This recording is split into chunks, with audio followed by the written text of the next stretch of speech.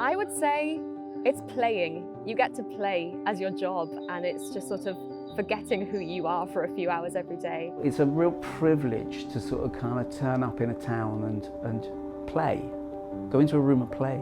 Acting is just being, and at the end of the day, it's just you plus the lines. It's not doing something, it's just being. Acting, an art form which supposedly extends beyond the barriers of class, race, and gender. An art form centered around the idea of human connection, self-awareness, and authentic representation. London is a city frequently regarded as the place to be for young actors aiming to receive top-notch training and work with other exceptional creatives in their field. But what about British drama makes it so highly regarded? Today, we'll uncover the experiences of the students, professors, and professionals who make up this distinguished industry. And when we peel back the layers, will it live up to its reputation, or prove to be plagued by underlying issues behind the scenes? It's perhaps not surprising that, as Americans, we tend to view British actors as a cut above the rest. Out of 94 Academy Awards ceremonies, a total of 42 Best Leading Actor and Actress Awards have been presented to actors from Britain. So what spurs the global success of these performers? Well, it all starts with training. The approach to teaching acting in the UK, it starts with theatre and it starts with the live actor, and that's where we start from in almost all cases. So in terms of the training here and in terms of theatre and film, it's not that separated, especially if you go to drama school, but as well if you don't, a lot of the arts industry is very mixed. Actors will not just be film actors, there'll be theatre, film, radio, television, all that kind of stuff. So it's all very, very mixed together. It is hard because you have to switch a lot of hats. They're very different techniques, but at the core of it, it's just storytelling. Christina Journey and Karis Wynn shared their personal experience with the education differences between drama training in the UK and the US. I did my undergraduate degree in theatre at Northeastern. I graduated in December 2017, and then we did our master's in musical theatre performance at Mount View Academy of Theatre Arts in Peckham in South London, and we graduated in 2019. My education here, I think, was much more focused on really practically getting your hands dirty and doing something. So my thesis for my undergrad was a paper about women in theatre. My thesis for my master's was a 45-minute solo performance that I had to write, perform in, direct, everything, and then write a paper about the creative practices behind it as well. According to our British friends, British training tends to be less specified when it comes to mediums. This can apparently be a double-edged sword. I actually trained with quite a few American actors, and there's not that huge a difference. What I would say is I've always found they've got this affinity with film acting that I am so jealous of. I don't know what it is. I think it's because the training in the US is a lot more specialized. You know, you go to New York to do stage, you go to LA to do film, and it becomes very split. For me, acting for camera and acting on the stage is the same truth, it's just on a different platform. Essentially what we're looking for is the truth of the moment, the truth of the storytelling in that moment. And that's the difficult thing to do as an actor, is to open yourself up to finding that moment of truth and accepting that and being able to plan that and tell that story, but also resonate everything through yourself and with an audience. So, you finish your training. You're ready to venture out into the world of theatre and film in the UK and beyond. What comes next? I think the US, in some ways, it's astounding. It's such a big place, but the centers are so disparate and in some ways so small. So for theatre, you have Broadway. For film acting, you have Hollywood. Those are kind of the two centers. In the UK, the big difference I'd say is that there are centres everywhere. London's obviously a big centre for theatre and film, but so is Bristol, so is Manchester, so is Cardiff and Wales. Regional theatre is huge. Massive here in a way that it isn't in the US at all. So I would say that if you want to make it big, you cannot get bigger than America. But if you want to be an actor, the UK is the place to be. From kind of an outsider's perspective of the US, it seems very make it or break it. And it seems very kind of like you get your big break and you work and work and then you're huge. Whereas here, acting seems like a job as much as being a plumber is, and it's just something you do, and it's something that you're in the arts industry and you're a creative and you work from job to job, and sometimes you're going to be acting and sometimes you're going to be writing and sometimes you're going to be working in a coffee shop, and that's just what you do. You may work your entire life and it's never to be famous, it's just to be an actor. But even with the opportunities the UK provides, the realities of financial liberty and access to the industry are a huge barrier for a lot of people. I think another really big differentiator, not just in the UK, in the theatre industry in general, is that if you don't have enough money to take a job, you don't have enough money. I think if you have, some savings or family and friends that can support you, that's really great and that's a really big help, but otherwise it does keep a lot of people out of the theatre industry. Looking at the numbers, this isn't surprising.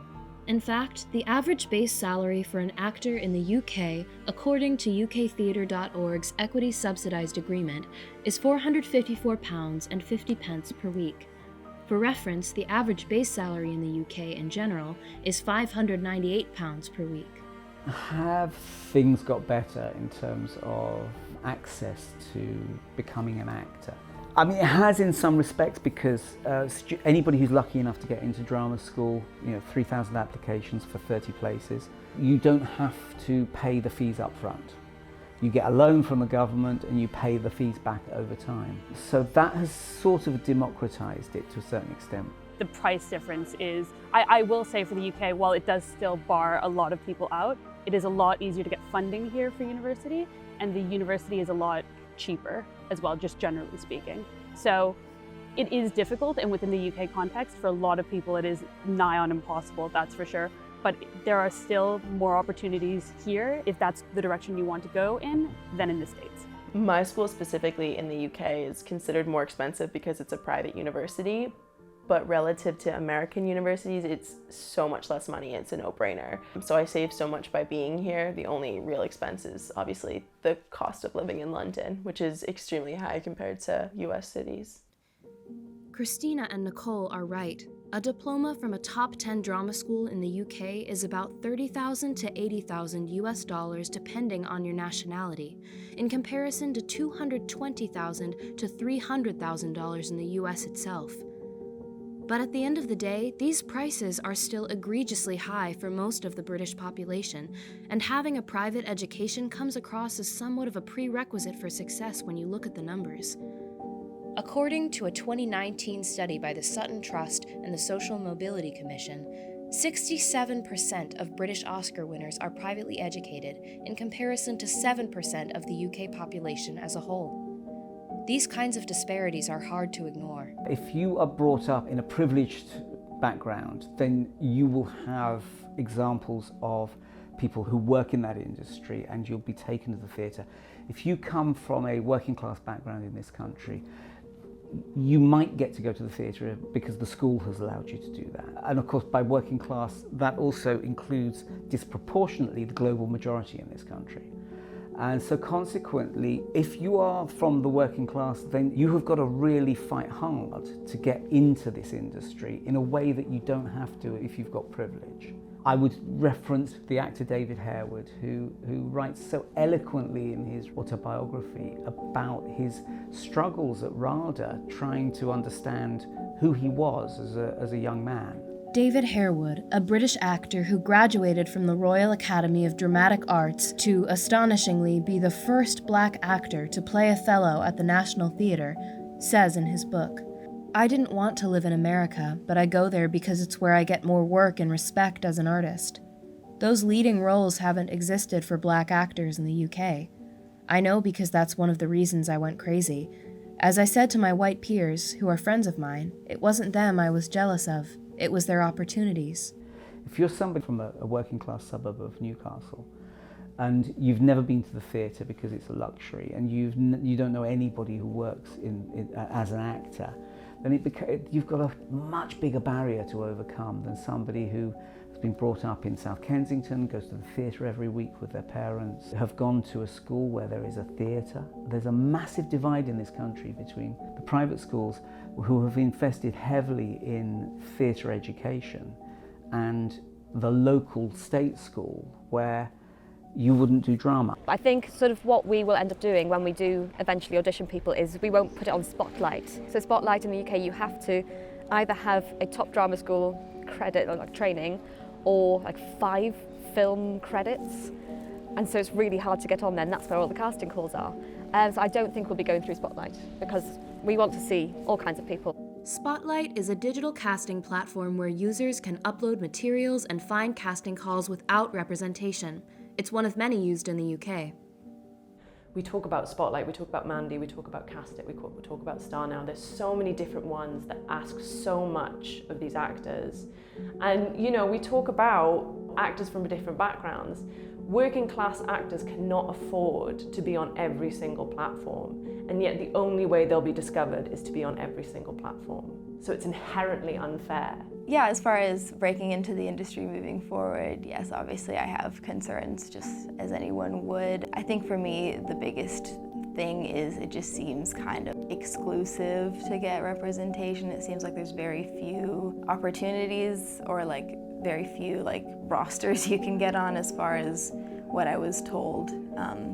You know, in my like acting classes, it seemed like it's quite competitive, which is obviously like nerve-wracking. But I kind of, you know, believe in like making your own things and making it happen for yourself. And I feel like I do have the tools to sort of make my own content if, you know, all else fails. When it comes to this kind of self-starting attitude, people like Karis, Christina, and Meredith are prime examples, focusing on taking matters into their own hands and creating opportunities for themselves that are both by and for creatives. So we formed Catapult as a response to the pandemic sort of shutting us out, not leaving enough work for the amount of actors that were sort of available. And so we put together an online showcase to just sort of show our talents, show that we still want to work. But as for sort of taking a different route, it's not that we don't still want to work with other people. It's not like we are just Catapult now.